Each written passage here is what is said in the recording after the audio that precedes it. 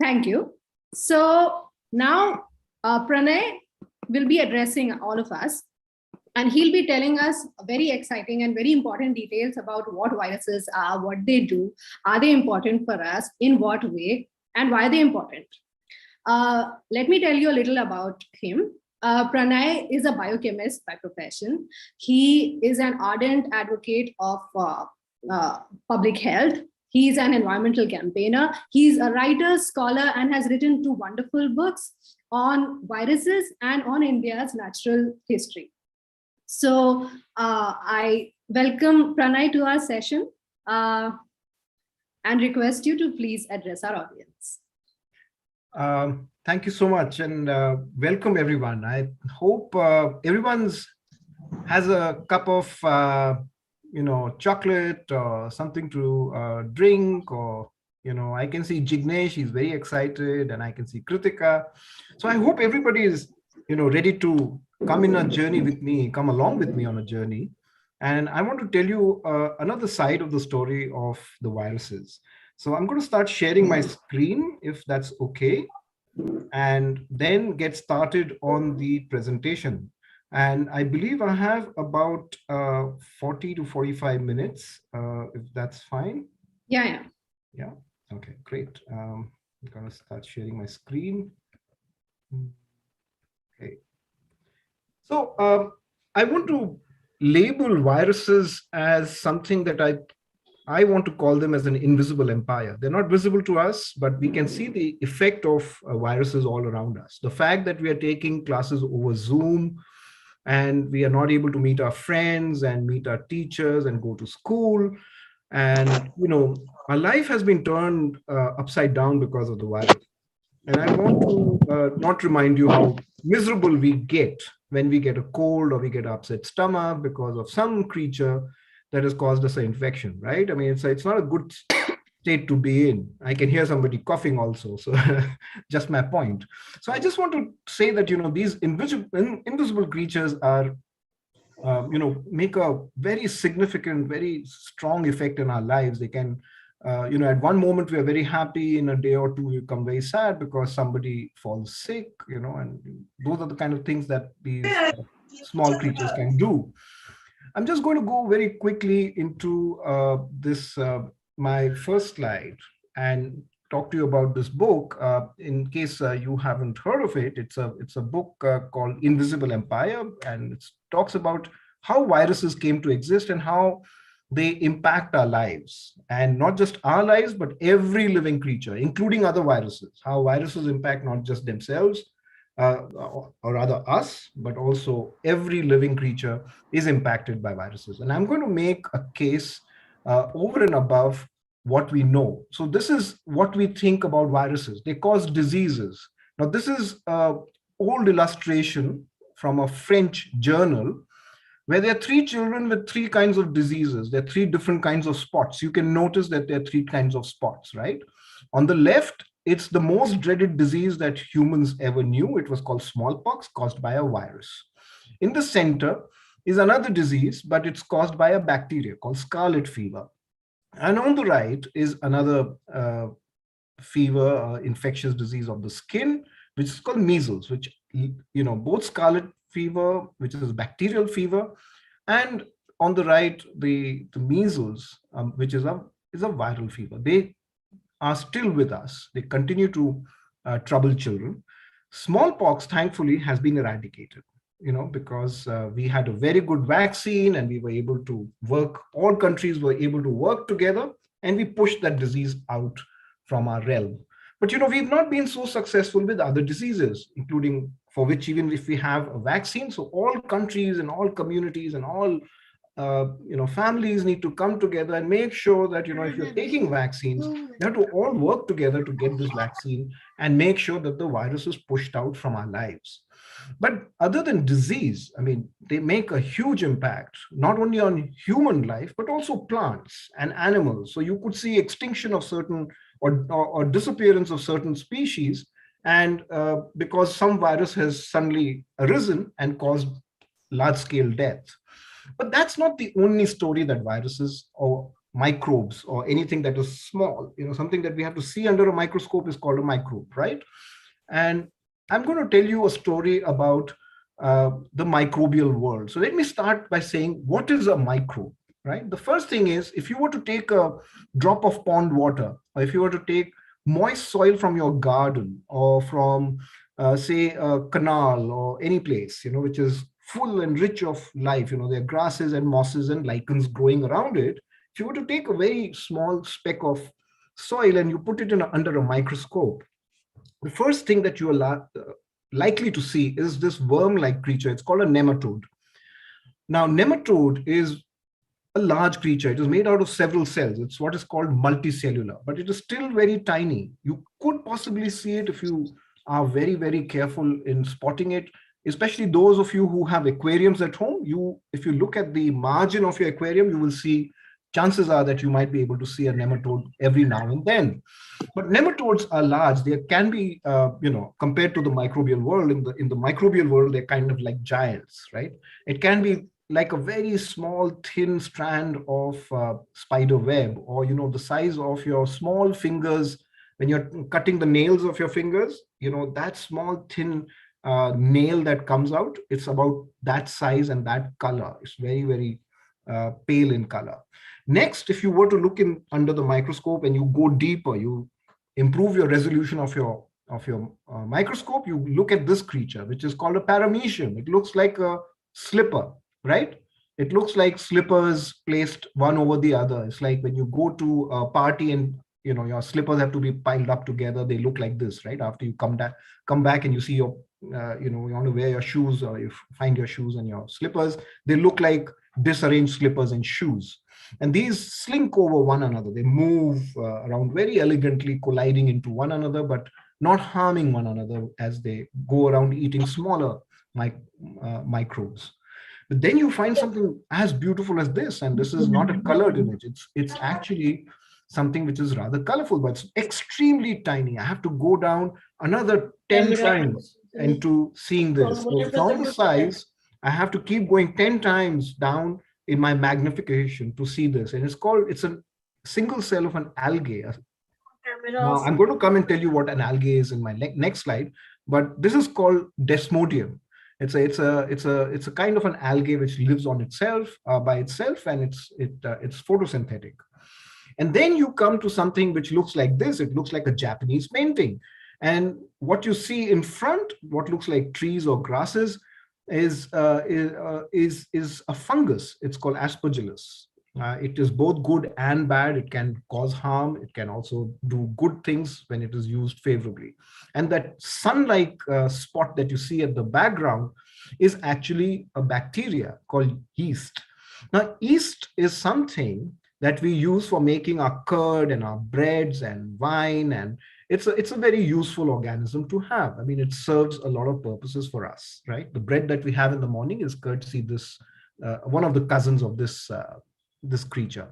And then here comes finally the viruses. The viruses particularly can be seen not when they're floating in the air or by themselves. They are seen when they're attacking a cell, because they are perfect parasites. They cannot show signs of life unless they infect another living creature. In this case, it's another bacteria. And you see that so many viruses that have come and surrounded this cell, and they're going to put their genetic material inside this cell. It's going to hijack this bacterial cell and make many more of their kind, right? So this, in a nutshell, is what you can see under a microscope. But to see a virus, you have to use a very, very, very powerful microscope, which is called an electron microscope. So this image on the right that shows the viruses actually is seen under an electron microscope. And it's a very, very large equipment. It's got lots of gadgets. It's kept in a special room. It's not like a simple microscope,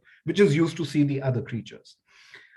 I'm just going to give you a sense of the scale of these creatures, right? So on the extreme right, if you notice that black thing that looks like a cable, it's actually a human hair, okay? Now, as we move to the left, you can see a grain of sand, then you see a grain of salt, and then you see your white blood cell that looks like a golf ball. Let's move to the left, and you see what looks like these two red discs in the center. They are actually red blood cells. Let's keep moving to the left, and you see that brown ball, which is third to the right, and that's the bacterium, right? And if you come right to the place which looks very, very, very, very tiny, those are the viruses. They, even in case where we are trying to blow them up and make them look very big, even then they are really, really, really, really tiny. Coronavirus, the one that we are suffering from just now, is actually pretty large compared to many other viruses.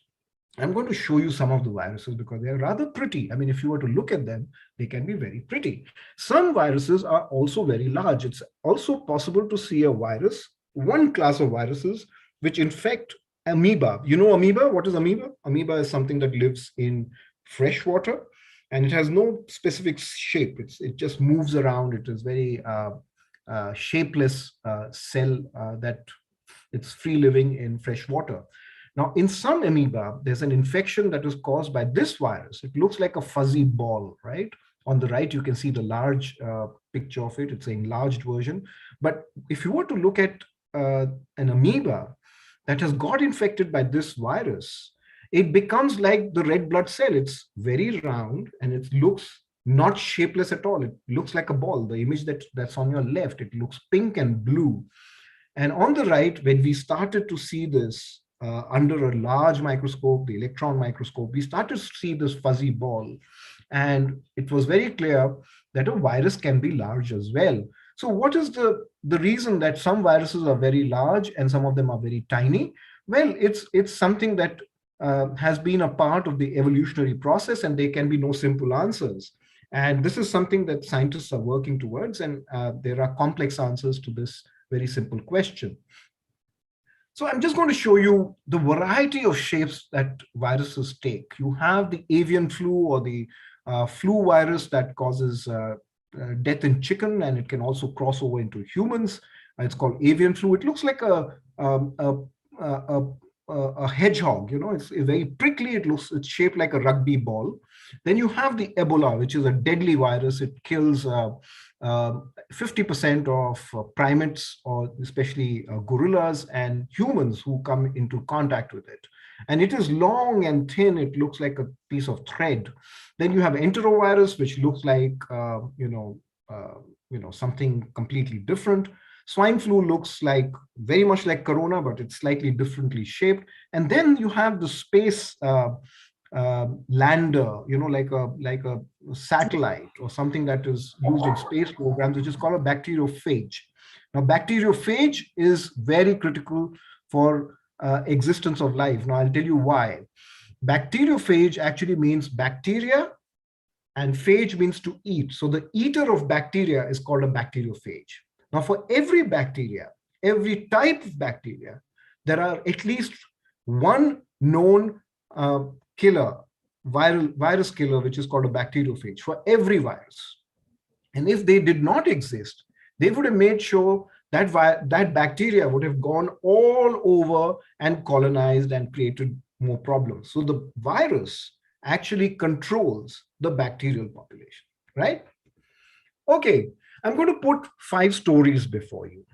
I mean, the reason why I'm telling you these 5 stories is to tell you that viruses also have good beneficial purposes that support life on Earth. Now, the first thing that I'm going to tell you is that the breath that we take is largely orchestrated by the viruses themselves. Now, I'm going to first show you this image of a reclining Vishnu. Now, Vishnu, as you know, is the god who's the preserver of all life on Earth, right? Now, the reclining Vishnu is a statue when Vishnu was satisfied that the earth was in balance and nature was taking control of everything that was beneficial for all living creatures. He would go and rest, right? Now, in this pool, you notice on the left a green slime covered pool, and that green slimy thing that you see on top is called algae, right? Now, algae largely are bacteria, because this blue-green algae actually is a bacteria, and it's called a cyanobacteria. It's actually called the blue bacteria, right? Now, what we now know is about the cyanobacteria is that they cover not about all the ponds and rivers and lakes and streams that are there in our landscapes, and what is important about uh, these blue-green algae or blue-green bacteria, to be more precise, is that they colonize a very, very large part of the water systems, and they produce a lot of oxygen because they are photosynthetic.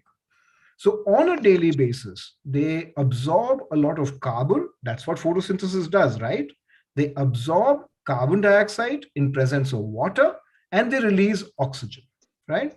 So we give trees and grasses and every other thing that we see on land a lot of importance when we talk about stabilizing climate and producing oxygen.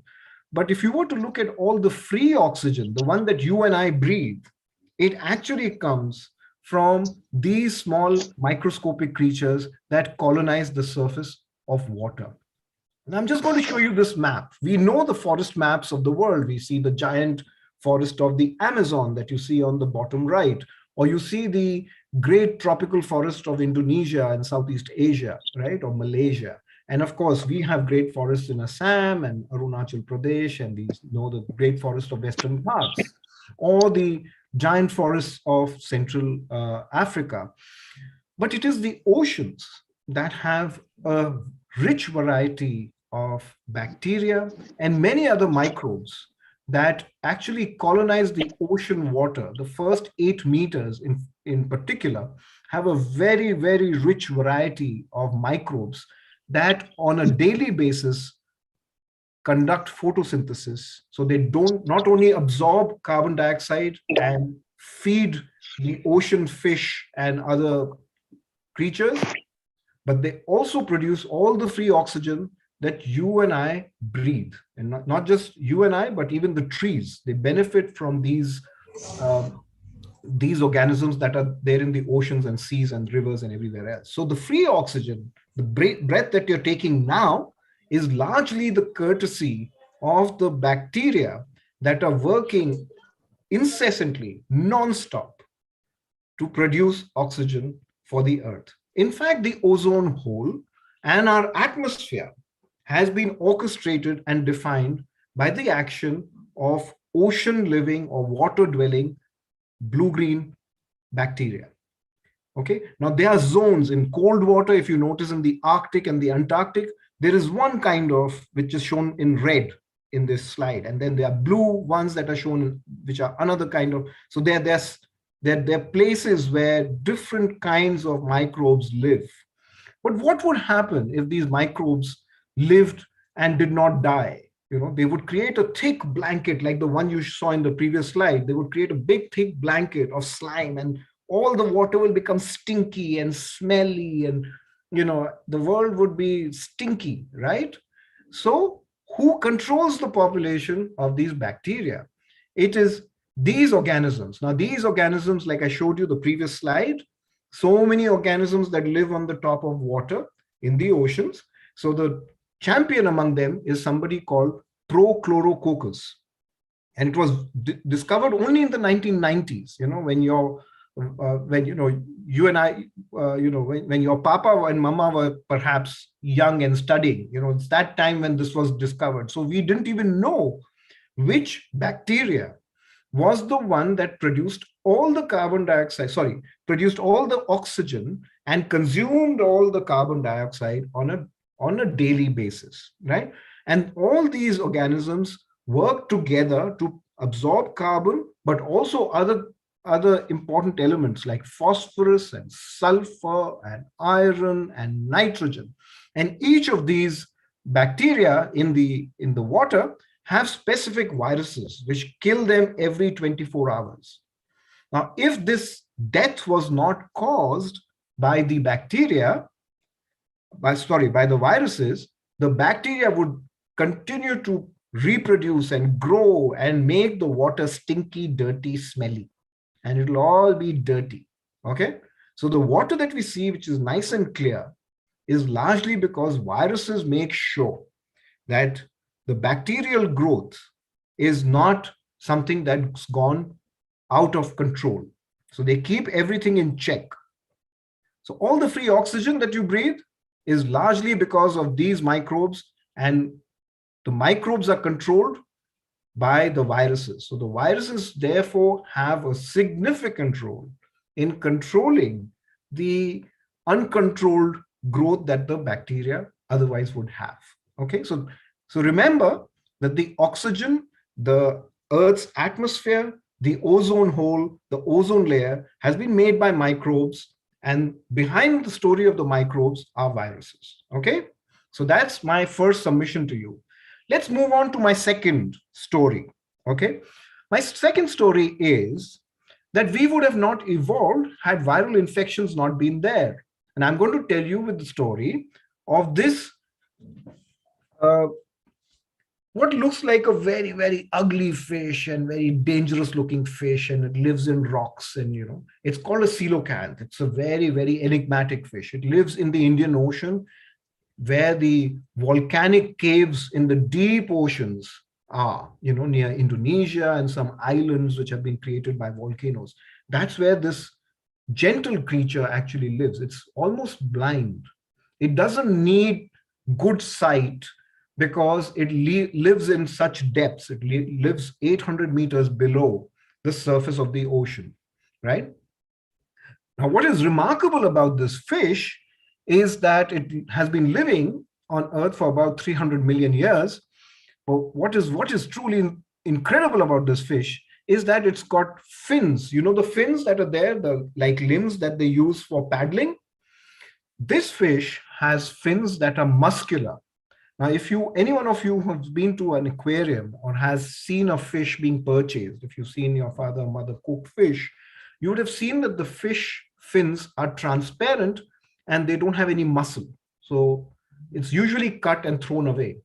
But this fish has fins like paddles, and they are very, very muscular. And this is the first time that the paleontologists and people who study fossils and fossil records, and now that you have a live fish, have understood that the development of our limbs, our hands and legs, started from this time on. This is about 280 million years ago that the first limbs were beginning to be created in the oceans. Okay. And the remarkable thing is they found that there are specific viruses that infected these fish that caused the development of these limbs. And each of us, our mammals, cousins, including us, and reptiles and birds and all the vertebrates that have strong limbs, arms and legs, and even tails, is because these creatures were repeatedly infected by a certain virus. So our body structure, and especially our mobility, has evolved because of repeated infection of different kinds of viruses that have enabled the development of our limbs, right? I'm also going to talk to you about this creature. Now, why is this important? Now, this is a scene from 270 million years ago. Okay, now this could be central India. Wherever there is coal found in India, this is what the scene would have looked like 270 million years ago. Okay. Now, you can notice on the top right, there's a crocodile-like creature. That creature has not changed since. The structure remains the same. On the left, you see a creature which is the ancestor of the frogs. And this was the largest living creature of the time.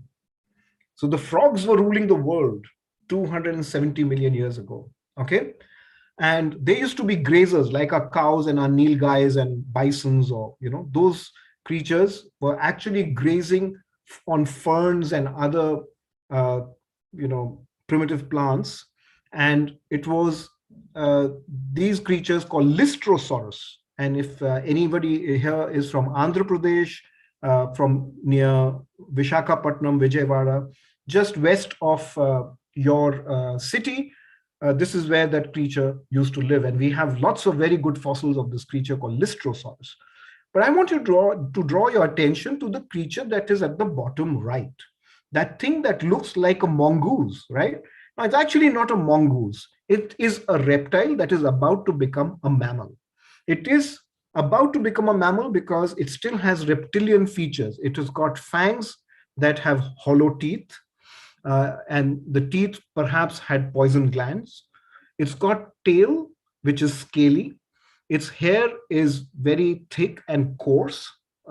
What you might have also heard that dinosaurs also had thick and hairy, very coarse hair on the body. It's not smooth like, say, a mongoose or a dog. It's very, very prickly, and its claws are very much like that of reptiles, very lizard-like. The lizard that it has killed, which is on its bottom, is perhaps very closely related to this mammal-like ancestor, which is a mammal-like reptile.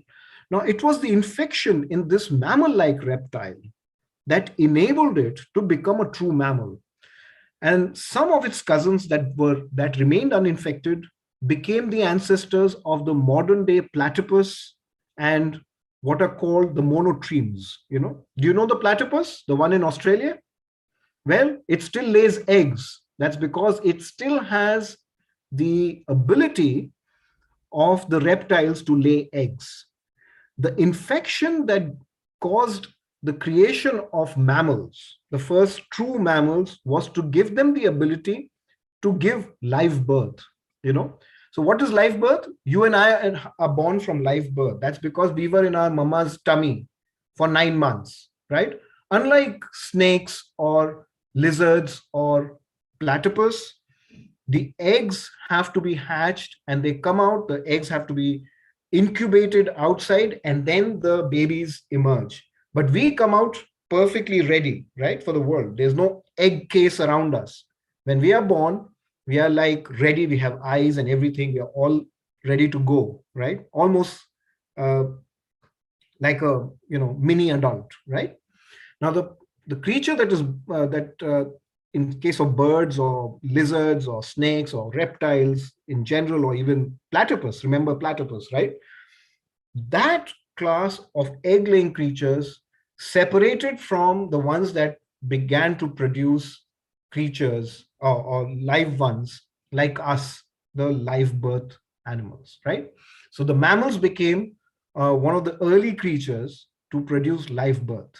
And this is what the creature is. This is how we were in our mother's belly, right? This is how we were lying in our mother's belly for 9 months before we came out, right?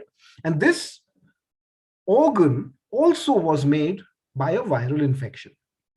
So viruses have given us not only limbs and skeletons and skin and feathers, they've orchestrated all that, but also the ability that we develop as life forms that produce live birth in terms of babies, unlike eggs, right? So we are not chicken, otherwise we would be clucking around and hopping around and doing cluck cluck cluck, and we would not be on this Zoom call. Okay, so that's how viruses made us different. Okay. Now the third thing I want to tell you is about defense. That viruses not only attack, but they also help us defend against other microbes, including other viruses. And now we know enough that we have gained viruses from other creatures, like we got corona, perhaps from a small mammal, but it's yet to become beneficial to us. Perhaps it is going to be dangerous for us all our lives. We don't know, like influenza and many other bad viruses, right, that harm us. But there are viruses in our bodies, and scientists anticipate there are about 40 types of viruses in our body. They've discovered at least 40 kinds of viruses that live in our body, and they don't do anything that we don't know. I mean, we don't know what they do there. There are only a few of them that we understand, know what about whose role we understand. Now, one of the most common viruses that we all get is this virus. It's called the chickenpox virus. It's called herpes virus. Okay. Now, chickenpox actually can make you really sick. You must have heard that some of your classmates have had chickenpox and they can't come, and there's advisory that is sent to your parents that we found one child who's contracted chickenpox, so please take care of your child. Please make sure not to send him to school if he's got mild fever. All those kind of things, you may remember that, right? Or it might still happen to you. But once the chickenpox passes through and we all live through it, it continues to live in our body. And it can emerge 50 years later to cause another painful disease. And then it vanishes. But during those 50 years, from the time in your childhood till it causes a reinfection, there is something that these viruses do, this chickenpox virus does in your body, is to continue to protect you from other viruses. Okay. Now, human beings, this is the 4 million year history of humans. All our ancestors are here on this page. Okay. Now, we have acquired viruses and bacteria and worms from all our ancestors, but we've also given it to them. It's been back and forth between our ancestors and our cousins and our relatives all throughout our human evolution.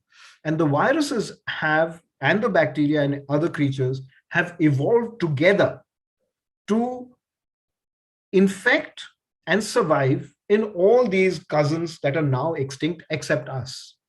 Of course, only the chimpanzee survives and the gorilla survives, but the rest of our ancestors and our predecessors are all gone, right? It's just us, the Homo sapiens, that survive. Okay. But what this image is trying to tell you is that we have been exchanging viruses not only from environment and in nature from animals, but also our immediate ancestors, because we have got organisms as legacy from our ancestors. And here's a very interesting virus. We don't even have a very good picture of it. It's called an Anilo virus. And there are at least 18 types of Anilo viruses that we know. Now, Anilo viruses are very, very good indicators of protecting the immune status of your liver, your kidneys, your intestines, and your stomachs. And perhaps other organs too, because we haven't gone deeper and started to look in the body fluids of our different organs. But each year, we find at least 3 to 4 new viruses in the human body. What we once thought was sterile is actually now full of viruses that we did not know about. So viruses are there and they perform specific roles, especially in protecting us from infection from other very serious viral and bacterial infections. So they live in us and they do a lot of services. Okay. I'm now going to come to my 4th point, which is maintaining order in our lives, inside our bodies. Do you know what this is? Can anybody take a guess? Oh, you guys can't speak. So I'm going to tell you what this is. This is your tongue. And all these colorful things are bacteria. Okay. Yeah, that's your tongue. Kavish, that is your tongue. It's full of bacteria, and all these bacteria are doing good things for you. You know why? Because if you eat something very hot, very, very hot, your skin burns, right? Your tongue gets, oh, it's hot or it's too cold. But the bacteria come there together and say, oh, I'm going to repair your cells quickly. Okay. And they also make sure that in case you've eaten something which is semi-toxic or something that is not good, it's going to quickly send a message to your brain to either spit it out. All those kind of things have been done by these bacteria. Okay. Now, from our tongue to the point from where we take out our poo-poo, okay, we have bacteria and bacteria and bacteria and bacteria. We've got loads of bacteria. In fact, for an adult like your papa or mama, they're made out of 1 trillion human cells. Okay, we've got 1 trillion human cells. But do you know how many bacteria are there? There are 1.3 trillion bacteria in our body. 1.3 trillion. That means 30% more bacteria live in our body than the number of cells we've got. 30% more. And we carry these bacteria because they do us good. They don't harm us. If we did not have these bacteria on our tongue, we won't be able to digest food, taste food better, protect us from sudden hot, cold, semi-toxic things that need to be neutralized, all those things. The process of protection begins from the tip of your tongue right till it reaches the stomach where digestion begins. Now, the four major bacteria that live in your body, as soon as you eat a lot of food, these four bacteria come into play. These bacteria digest milk, they digest meat, they might digest fiber from vegetables that you eat, and there are some who are all-rounders. They're like cricketers. They can also digest meat, they can do milk, they can do this, they can do that. They're doing all kinds of all-rounder. They're not specialists, but they're all-rounders. Okay, but so what you eat decides the number and the proportion of these organisms. So eating good green vegetables and eating healthy food, not eating so much spicy and sugary and meat based diets, but having more greens. I know you don't like your greens, but you'll have to eat all your Karela and your Tinder and your cauliflower and your lettuce. I'm sorry, but you have to. Okay, because you have to keep these bacteria happy. If they are not happy, they're going to give you a bad tummy in the future. Okay, and the thing is, many a times we mama and papa or nana or nani or grandparents give us very good food, right? Jalebis and cakes and pastries and whatever, and we eat a lot. We stuff ourselves, and we eat a lot of food, and we become bloated, right? But it's the bacteria that say, "Oh, yippee! I've got lots of food to digest now," right? And what happens then is that you feel, oh, I'm too full, my stomach's going to burst, or I'm in a lot of trouble, and your mother gives you some medicine, right? It could be pudin hara or eno or something to give you some relief.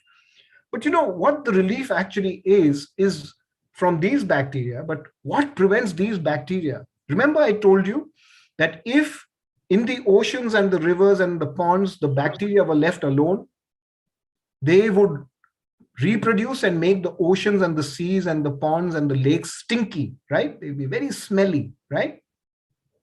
The same thing would have happened to our stomach. It will start bloating, will become because bacteria produce a lot of gas, right?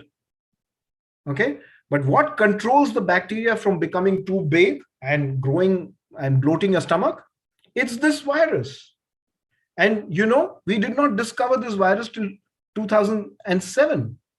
And we did not have a picture of this virus till 2014. Something that has been protecting our stomach and has been helping control the bacteria that live in our bodies was not even known to us. Okay, we did not even ask the question that what prevents the bacteria from bursting open our stomachs when we eat so much food or when we drink too much water, right? Why doesn't our stomach burst open? That's because these bacteria come into action, and they suddenly come there and prevent the bacteria from taking control of your entire stomach or your intestine or your liver or your kidneys. Okay, so that overload of food or an overload of anything is prevented and regulated and controlled by these viruses. And now I'm going to make my final submission. Okay, and I think viruses add a lot of beauty other than giving us hands. I mean, we don't have one large hand and one big hand. They've not made us asymmetrical, right? They've made us very symmetrical. We are kind of pretty to look at, and that makes us functional, right? They've endowed every creature with symmetry, but they've also added to that beauty.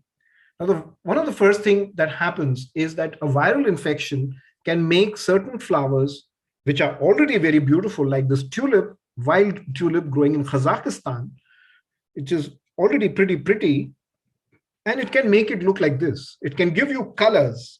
An infection can give you colors, make you bigger and very, very large, very, very pretty. So these tulips became very large and pretty because they got infected by a virus that actually was found in peaches and cherries and apricots. And when the two species met for the first time, first in Turkey and then in Holland, this infection created something very, very pretty, like these tulips. The other thing they did was they made wild grape, like this wild grape. They don't occur in bunches in the real wild spaces if you were to find grapes, and they're not tasty. In fact, they're poisonous. They can make you vomit or give you a very bad stomach. But it was viral infections gradually that gave us bunchy fruits like grapes, and they made it edible. They made the outer layer, the peel of the grape, thinner, less toxic, and the flesh more full of more body. And it started to grow in large bunches like the one that you see, not individual grapes that you see on the left. And finally, one of the things that they do is also creates bunchiness, but also makes sure that flowering happens simultaneously. On the left is an image of wild rice that you find it's very rare to find wild rice anymore, but the grass that you see on the left is a wild rice. But viral infections made rice to grow in bunches, quite like grapes, but also to flower simultaneously. Now think about a poor farmer. If he has to repeatedly go to the field and collect his rice because the flowering is happening at different times, right? And one day he's collected only a handful of rice, the next day another 2 handfuls of rice. But if it all ripens together, it makes harvesting simpler, right? And also when sometimes other diseases, like this picture is from the 1930s, when Chestnut Forest in America was devastated by a fungus. And who came to the rescue? Yours truly, a virus. And when the virus was introduced on that fungus, the trees that died, of course, did not recover, but new trees were protected. And that has regenerated the chestnut forest of America. We are still a long way to go in terms of using the virus to kill the fungus, but the original forest can be restored in the next 30, 40 years. But what I'm trying to tell you here is that for every creature that infects us, there is a virus that can be used to kill it. So balancing the use of life forms to curtail the growth of other life forms, other creatures that are harming us, is a better way rather than using other toxic methods. So I'm going to leave 4 thoughts with you. First, nothing in nature is wasteful. Every creature has a role to play. If you think that the fly that was passing in front of you just now was stupid, it was just has no purpose, it needs to just be made extinct, well, you're wrong, because it actually does something. We may not know what it's doing there, but it has a purpose. Okay. The second thing, please stop calling any creature a bug, a critter, a slime, gunk, or any such thing. Don't call them that. You have to start according respect and giving them their rightful place by calling them by their names. Because once you call any creature bug, that means it has to be killed. If you call it critter, that means they're to trouble you. You call them creepy crawlies, that means your mama and papa will come with a jhadu or a slipper and kill it, right? Well, it's not necessary to kill everything. In fact, there's no necessity to kill anything. Let it pass. It will go. Okay. The more important thing is question everything. Your children, you are supposed to question your teachers, your elders, your brothers, your parents, anybody who's older, your uncles and aunts. Ask them, how do you know this? When you call something a bug or a critter or viruses are bad, how do you know this? It's not right to say all viruses are bad or these things are good. Do not categorize things like that, because everything in nature, let's go to point 1 again. Nothing in nature is wasteful or wrong. Okay. Everything has a purpose, because that is what is keeping everything in balance. Okay. Including viruses. We hate coronavirus. All of us do. But viruses, if we were to wish that the viruses in my stomach were to vanish for one night, the next morning you would be bloated like a balloon. If all the viruses in the oceans went on a strike for one day, the oceans will turn green and dirty and smelly. Okay, the blue whale will die. Every large creature will start to die. Okay, so the viruses also have a purpose. The only thing is the coronavirus has spilled over into us, and it is finding a new way to infect a new creature, that is us. And finally, stay curious. Always inquire. Always ask questions from your teachers. Do not be satisfied by saying, oh, this happens because they are, don't take simple answers. Always ask, how do you know this? Why does this happen? How did we find this out? Who is doing this? When did we know this?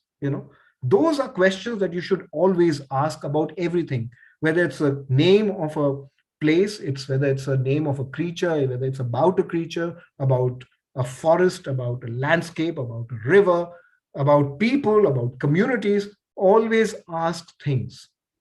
If you don't ask, you will never find out. You'll stay ignorant. So keep asking questions, and the fun of finding answers to difficult questions or even simple questions is great fun. So thank you so much. These are the two books I wrote about, in which I wrote about the natural history of India. And the new book that I've written is about viruses, where I try to say, hey, all viruses are not bad. Some viruses actually are very good. So thank you so much for listening to me. If there are any questions, I look forward to your questions. Thank you so much. Thank you so much, Pranay, for this wonderful and such an informative session you held for all of us. This was really very exciting, and it was very interesting to know how viruses have made our lives possible today. Else, nothing would have been as it is right now. I'm sure our kids would be having some very interesting questions to ask you. I will now ask them to unmute one by one, and then they can ask you the question they have. Let us begin with Chandni Mathur. Chandni, I notice you wearing a very nice, cute pink ear puff. I see your hand raised. Do you have a question? Yes, ma'am. I don't know when sir is speaking, why my mic is not opening. I'm so sorry. We have actually disabled, we have put everyone on mute so that we can hear Pranay with our full attention. Okay, ma'am. Now I know. Okay. All right. I can see Shaurya Bhatnagar. Shaurya, I had noticed that you were jotting down some questions in your notebook. Do you have any? Actually, I was making my notes because I found this very interesting. And my question is, what purpose does coronavirus have? Oh, thank you, Shaurya. That's a great question, Shaurya. Shaurya, we don't know because the virus has only emerged now. Although there is some evidence that the virus did infect 20,000 years ago in one community in China, but this has re-emerged, right? And this virus currently is only harming us, and it is going to actually cause more damage than good. Like I said, not every virus is good, right? Like, not every creature, right? There are some individuals that are not good. So this species in particular is yet to become beneficial. Maybe in a few hundred years, or maybe in 10 years, or maybe in the next 2 years, God willing, this would become a beneficial one. It becomes so benign and becomes so less lethal and does not harm people. In case that happens, then there's no question about it. But the thing is, there are no benefits currently of the coronavirus, of this coronavirus. Okay. Thank you, Pranay. Our next question is from Amritash. Amritash, I was noticing you raising your hands. Please go ahead. Yeah. I wanted to know the body parts of viruses. Lovely question. Great question. So they have a protein coat outside, okay? And some viruses also have a thin double layer because they need that for protecting their genetic material. And inside that, they have their genetic material, which could be RNA or DNA. They also have specialized proteins called the spike proteins, right? Which helps them to adhere, to fix to the cell that they're attacking, right? So basically, these are the three major components of a virus.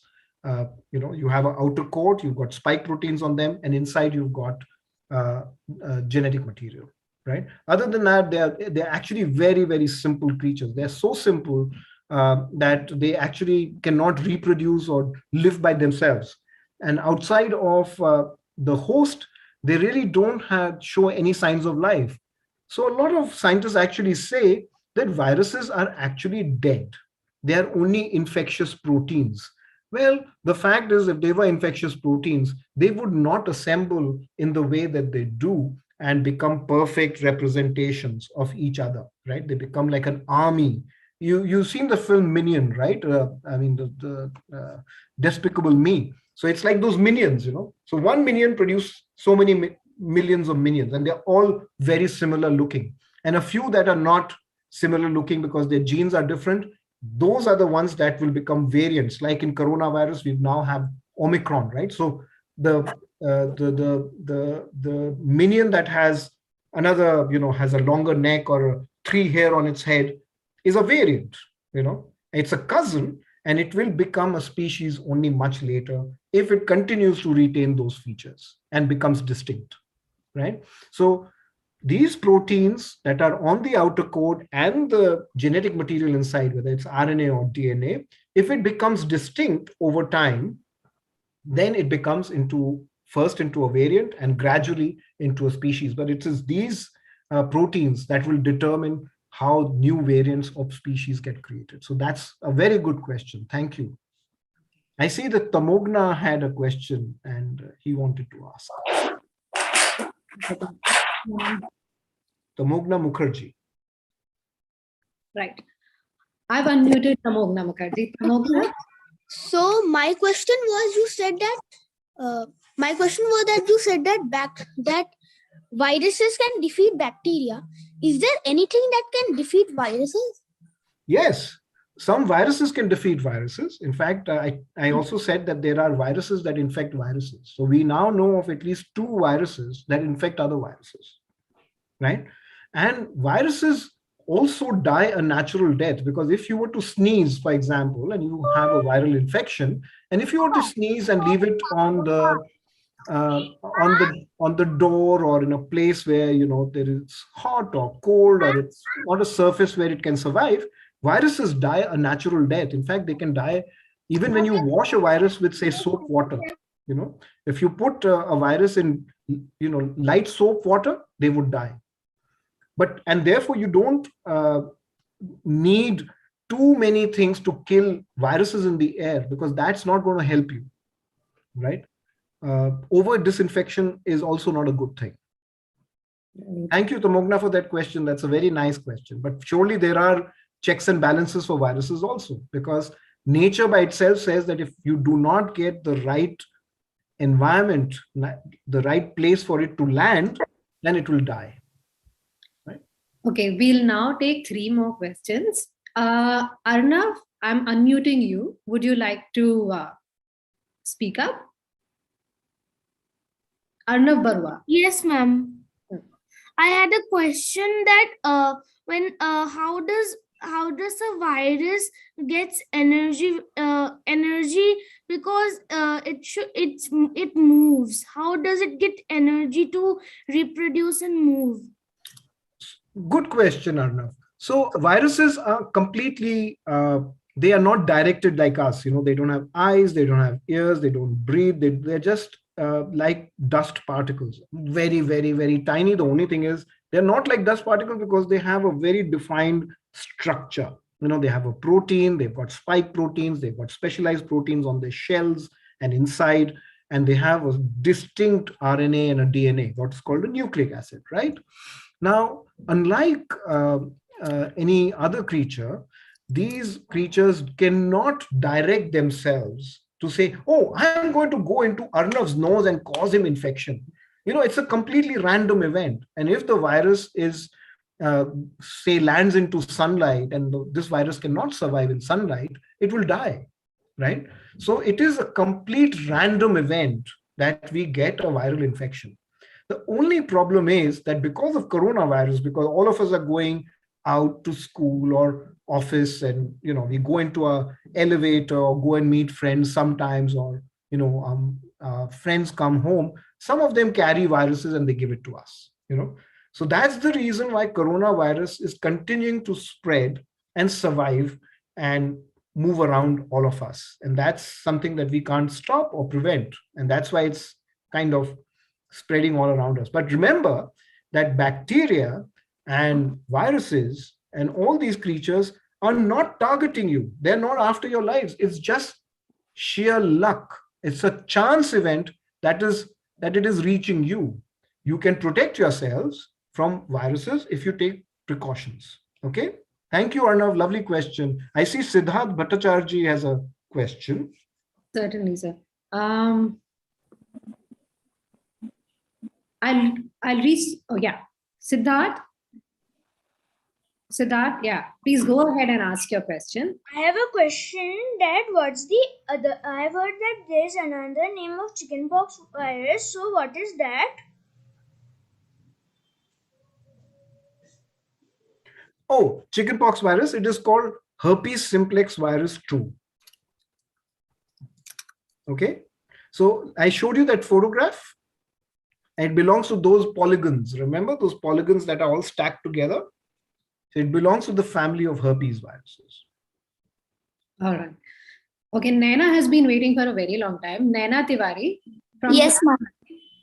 Yeah, Naina. Thank you, ma'am, to give me this chance. Sir, I was asking that as you show the pictures of the ancestors, that if the disease some they have having, maybe after some generation may come to the another generation also, like that many years had been expanded to there to us. So can this be possible that the disease which they were having can we also have? Absolutely. You're very right, Naina. A lot of diseases that our ancestors or our predecessors had, live with us. In fact, there are diseases like tuberculosis and roundworm infections and measles. All of these came from our ancestors, earliest ancestors. And in fact, like I said, even there is a recent paper that says that a population in Northeast China developed something very similar to SARS-CoV-2, the coronavirus that we have now, yes, 22,000 years ago. And something survived from then, and it lived in the bats or whichever creature from where we got it, and it's come back again and entered into our lives again at this time. So in history, we have cycles of epidemics that keep coming, and they have affected a lot of creatures. Like I mentioned, there are lots of creatures that are affected by viruses or bacteria, and they keep coming back to us. For example, Ebola, or even there's a disease called Hendra, which happens in horses, and it comes to human beings because people who ride horses or take care of horses, they get Hendra. Tuberculosis also is known to infect lots of children and adults, and also affects cows and even elephants. There's now evidence that humans are giving diseases to elephants. We also gave coronavirus to minks and cats and dogs. And these are domestic as well as the ones in zoos have got coronavirus from us. So we have been exchanging viruses with creatures, including our own ancestors and our predecessors, for a very long time in history. All right. Thank you, Pranay. The next question is from Rishu Salapu. Rishu, I have unmuted you. We noticed that you want to ask a question. Please go ahead. I did not have any question. I just wanted to. Do you have? Okay. Hello. Rishu, are you there? Yeah, Rishu does not have a question. Okay, I think we lost Rishu. So, Sania Bamban. Sania, just go ahead on to the next one. Yeah. Sania? Is Sania there? Yeah, Sanya, you've been unmuted. Please go ahead, ask your question. Yes, ma'am. I have a question that what are the basic types of viruses, and are there such things as good viruses? Thank you, Sanya. There are no basic types of viruses like I showed you in that image. Let me show it to you again. Viruses come in various shapes and sizes, like this one. So there are no specific shapes. They could be, the only thing we know about them is they are very symmetrical. Okay. And like I think Arnav asked this question, that what are the interior what makes a virus. I said that there was a protein coat outside, and it has all these spiky things called the spike proteins, and inside it's got a genetic material. So if you notice in this image on the one that is, if you can see my cursor, this is the genetic material, these are the spike proteins, and this is the larger protein coat under which this is protected. So are there any good viruses? Yes, I made 5 cases to you. We are able to breathe because of viruses. We've got very good hands, ears and nose and legs because of viruses. You and I are not born out of eggs. That's because of a viral infection that happened millions of years ago and created the lineage of mammals. And they also ensure that our internal digestive system and our other immunological systems do not go awry or do not get out of control, because viruses keep bacteria and other creatures in check. And finally, they add beauty to our life. Like, for example, I showed you photographs of flowers and grapes and even rice and sunflowers and roses. The bunchiness of roses, the sweet smell of roses is because of viruses. I hope I've answered you and convinced you that viruses can be good. Definitely, Pranay. We are now reaching the end of our session. Thank you so much, everybody, for joining us today morning and for patiently listening to Pranay. Thank you so much, Pranay, once again for addressing our little kids and their curious questions. All of you who wish to ask more questions to Pranay, please email them to us at young@downtoearth.org.in. I have already posted the email address and our website on the chat box. You can send your questions to us right now. And I will now unmute everybody so that you can say your bye-byes and we can reach the close of the session. Bye, sir. Bye, sir. Sir, Bye, sir. Bye, sir. Thank you, sir. Bye, sir. Bye. Thank you, sir. Bye, sir. Thank you, sir. Bye, sir. Bye, sir. Thank you, sir. Bye, sir. Thank you for coming. Bye, sir. Thank you. Bye-bye. Bye, sir.